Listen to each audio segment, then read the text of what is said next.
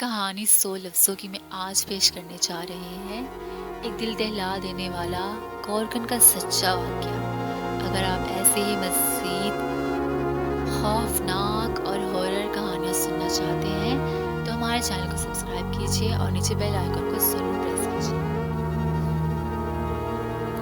تعویذ گلے میں نہ ہوتا تو وہ لڑکیاں میرا خون پی جاتی۔ ایک گورکن کے ساتھ پیش آنے والا روح فرسا واقعہ۔ میں نے اپنا بچپن اور جوانی قبرستان میں گزار دی ہے۔ میرا باپ بھی اس قبرستان میں گورکن تھا اور میں بھی پیدائشی گورکن پیدا ہو کر مر رہا ہوں۔ یہاں یہ کوئی 20 سال پرانی بات ہے۔ یہ جنوری کا مہینہ تھا۔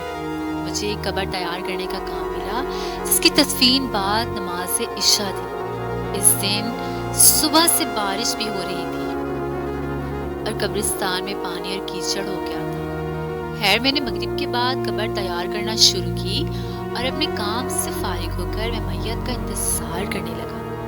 میت آئی تو اس کو دفن کرتے ہوئے رات کے 11 بج گئے۔ جب تمام لوگ قبرستان سے چلے گئے تو میں نے بھی اپنا سامان سمیٹا۔ تمام کاموں سے فارغ ہو کر میں بھی گھر جانے لگا۔ ابھی میں نے آدھا قبرستان ہی پار کیا تھا کہ میں نے دیکھا قبرستان کے اندر مدھم سی روشنی نمودار ہو گئی ہے اور کچھ افراد وہاں موجود ہیں۔ میں حیران ہوا کہ اس وقت کون آ سکتا ہے۔ میں اس جانب چل دیا تاکہ معلوم کروں یہ لوگ کون ہیں اور اگر وہ میت لے کر آئے تھے تو انہوں نے مجھے اطلاع کیوں نہیں دی۔ جب میں نزدیک پہنچا تو دیکھا کہ برگد کے پرانے درخت کے نیچے کچھ لڑکیاں آگ جلا کر اس کے گرد بیٹھی ہیں اور آپس میں کسی غیر مانوس زبان میں باتیں کر رہی ہیں۔ میں ان کے نزدیک پہنچا اور زوردار آواز سے پوچھا، کون ہو تم اور اس وقت قبرستان میں کیا کر رہی ہو؟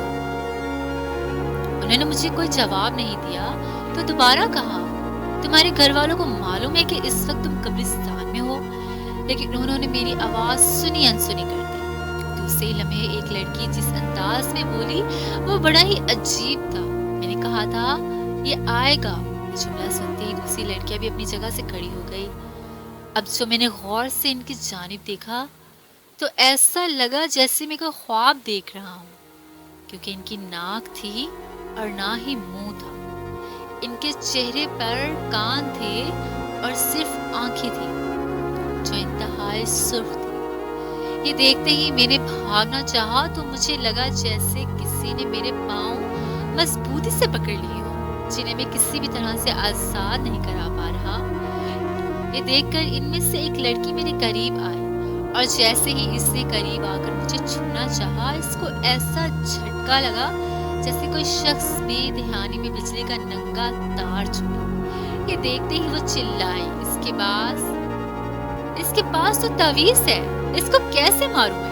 پھر اس لڑکی نے مجھ سے کہا، آج اس تعویذ نے تجھے بچا لیا ورنہ آج ہم تیرے خون سے اپنی پیاس مٹا دیں۔ اس کے بعد وہ تمام عجیب الخلقت لڑکیاں اس درخت کے اندر اس طرح داخل ہو گئی جیسے وہ ہوا سے بنی ہو۔ اس کے ساتھ ہی میرے پاؤں آزاد ہوئے اور میں وہاں سے بھاگ نکلی۔ دوسرے دن میں نے اس واقعے کا ذکر ایک مولوی صاحب سے کیا تو انہوں نے مجھے بتایا، تمہارا سامنا رات کو چڑیلوں سے ہوا تھا جو تمہیں اپنا شکار بنانا چاہتی ہیں، مگر تمہارے گلے میں جو تعویذ ہے اس نے تمہاری جان بچا لی ہے۔ اس کے بعد پھر کبھی وہ مخلوق یا چڑیلے مجھے دوبارہ نظر نہیں آئے اور میں بھی قبرستان کے حصے میں صرف دن کے اوقات میں ہی جاتا ہوں۔